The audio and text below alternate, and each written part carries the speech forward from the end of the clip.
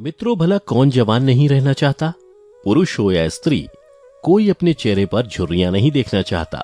लेकिन पौराणिक काल में एक ऐसे राजा हुए जिन्हें एक ऋषि के श्राप की वजह से अपनी जवानी गंवानी पड़ी, और जब दोबारा उन्हें जवानी मिली तो क्या हुआ, ये बड़ी ही रोचक कथा है। तो मित्रों नमस्कार और स्वागत है आप सभी का एक बार फिर द डिवाइन टेल्स पर। मित्रों, महाभारत में उल्लिखित ये घटना राजा ययाति के जीवन से संबंधित है, जिन्हें शुक्राचार्य ने एक ऐसा श्राप दिया जिसकी वजह से उन्होंने अपनी जवानी ही खो दी थी। कथा के अनुसार असुरों के गुरु शुक्राचार्य को मृत संजीवनी अर्थात ऐसी दवा का रहस्य पता था जिससे मृत इंसान को भी जीवित किया जा सकता था, और इस रहस्य की वजह से राजा वृषपर्व शुक्राचार्य का बहुत सम्मान करते थे। उधर शुक्राचार्य की एकमात्र संतान थी देवयानी, जिसे शुक्राचार्य के अत्यधिक लाड़ प्यार ने बिगाड़ दिया था। अपने पिता के प्रेम में देवयानी बहुत ही जिद्दी और घमंडी हो गई थी। एक दिन राजा वृषपर्व की पुत्री शर्मिष्ठा शुक्राचार्य के पास उनकी बेटी देवयानी को स्नान के लिए झील ले जाने की अनुमति मांगने आई। शुक्राचार्य ने शर्मिष्ठा की बात मानकर अपनी पुत्री देवयानी को झील पर स्नान करने भेज दिया। सभी कन्याएं झील में नहा रही थीं कि अचानक बड़ा तूफान आ गया, जिसकी वजह से सभी के वस्त्र इधर उधर फैल गए और गलती से शर्मिष्ठा ने देवयानी के वस्त्र पहन लिए। शर्मिष्ठा को अपने वस्त्रों में देखकर देवयानी आग बबूला हो उठी और शर्मिष्ठा को भला बुरा कहने लगी। दोनों के बीच कहासुनी बढ़ती गई और गुस्से में आकर शर्मिष्ठा ने देवयानी को एक सूखे कुएं में धक्का दे दिया। इसी दौरान पड़ोस के राजा ययाति अपने घोड़े पर वहां से गुजर रहे थे।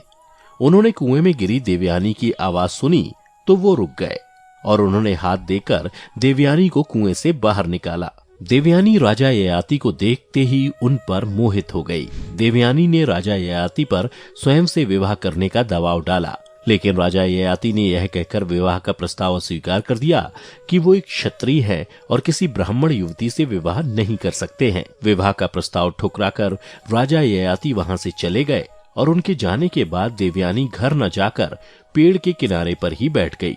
जब काफी समय बीत जाने के बाद भी देवयानी अपने घर नहीं पहुंची, तब शुक्राचार्य उसकी तलाश में निकल पड़े। जब वो उस कुएं के किनारे पहुंचे तो उन्होंने अपनी बेटी को पेड़ के नीचे बैठा पाया। अपनी गलती छुपाते हुए देवयानी ने अपने साथ हुई घटना बताई और कहा कि जब तक शर्मिष्ठा उससे माफी नहीं मांगेगी तब तक वो नगर में वापस नहीं जाएगी। शुक्राचार्य ने ये बात राजा वृषपर्व को बताई और उन्होंने कहा कि अगर शर्मिष्ठा उनकी पुत्री से माफी नहीं मांगेगी तो वो इस नगर को छोड़कर चले जाएंगे। राजा वृषपर्व किसी भी रूप में शुक्राचार्य को नगर से नहीं जाने देना चाहते थे, इसलिए उन्होंने अपनी बेटी से माफी मांगने के लिए कहा और फिर अपने पिता के लिए शर्मिष्ठा ने देवयानी से माफी मांग ली। लेकिन देवयानी का मन इतने से कहां भरने वाला था।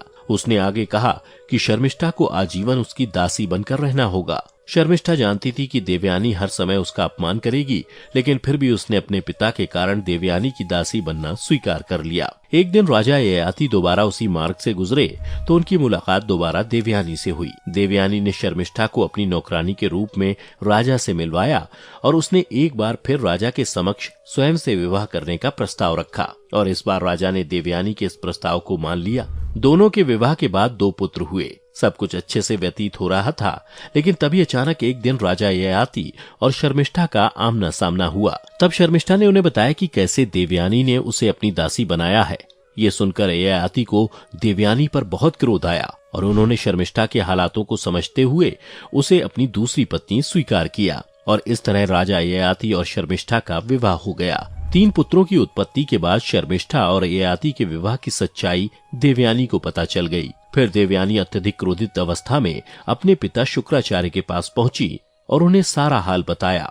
शुक्राचार्य ने क्रोधावेग में ययाति को श्राप देकर उसकी जवानी छीन ली। ययाति उनके सामने गिड़गिड़ाए और माफी मांगी।